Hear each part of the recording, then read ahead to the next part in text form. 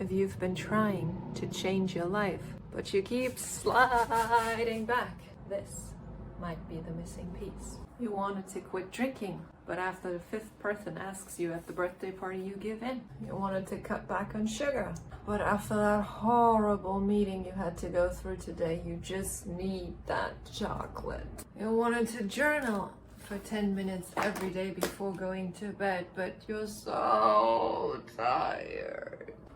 And there are so many more examples of this. You actually have a big life change in mind, but you read about how to do this properly, and you read over and over again, start small, start with one daily habit and build it out. But not even this one little habit sticks. Always something comes up and you feel like you're just not disciplined enough, and it makes you sad and frustrated and angry with yourself. Let's break this cycle. I've been there so many times. But there was one thing that I ended up doing because of something that I read on, back when it was still Twitter, and I tried it on a whim, and suddenly something clicked. And that was getting up at 3 a.m. to write. Yes, 3 a.m. Yes, multiple days in a row. Not every day. I quickly learned this is not sustainable for me. And then actually,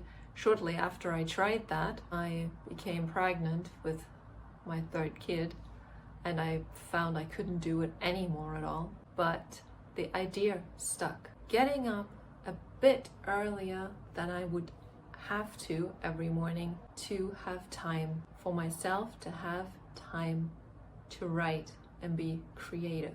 And the reason why this works for me is actually quite simple. Can you see that calendar behind me and behind the open window? It is just too full with to-dos and with appointments. Many of them, of course, relating to my disabled daughter and her special needs and wants and everything else. But writing was the one thing that I've always wanted to do since I think I was 12 years old when I woke up in the middle of the night and I felt the urge to write, and I scribbled down little stories under my bed covers with a flashlight. And so writing is not only expressing or getting my thoughts out of my head, it is being creative. It is doing a task that doesn't drain me, but that feeds into me.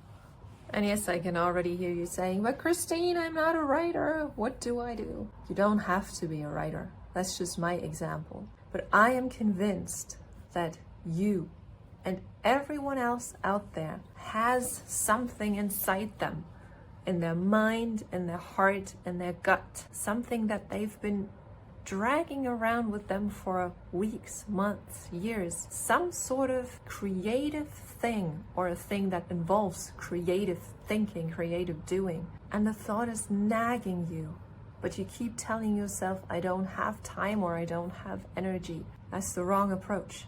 Yes, it costs you a little bit of time and a little bit of energy to do a little bit of this one thing that's stuck inside you forever. But it will give you so much time and energy in return because it feeds into you.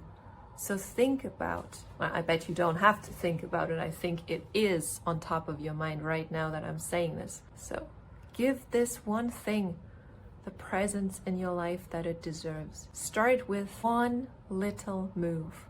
If it's writing, it may be one sentence. If it's drawing, it may be one line of a drawing that you want to make, or a sketch for a drawing. If it's starting a business, then it might be dumping ideas on all the things that you need to set up the business, which you can even do as voice message. You don't have to write anything down. Being a parent is stressful enough as it is, no matter how much you longed to be a parent.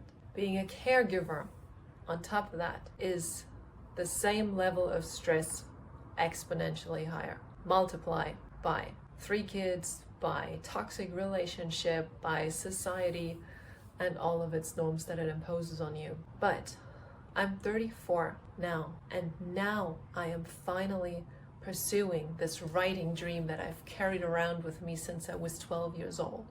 Why? Because it took me that many years not only to dare to pursue it, but to learn that this is the only thing that keeps me mentally sane, that protects my mental health, and that feeds into me so intensely that I can and have to and want to do it even on my worst days. Even if I get nothing else done, if I manage to get out of bed at the moment it's 4 a.m. in the morning for me, and write for 20-30 minutes, I already feel accomplished and I feel like I can tackle this day no matter what's about to happen.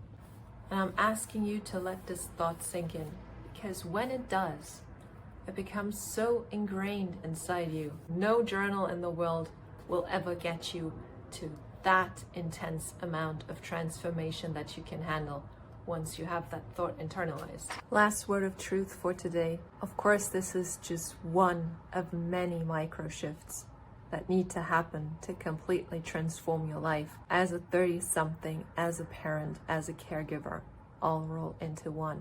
But of course, I'd like to know, what is one micro shift that you are currently implementing, or that you have tried to implement and it didn't work? It doesn't matter. Comment below and I might feature it in my next video. See you soon.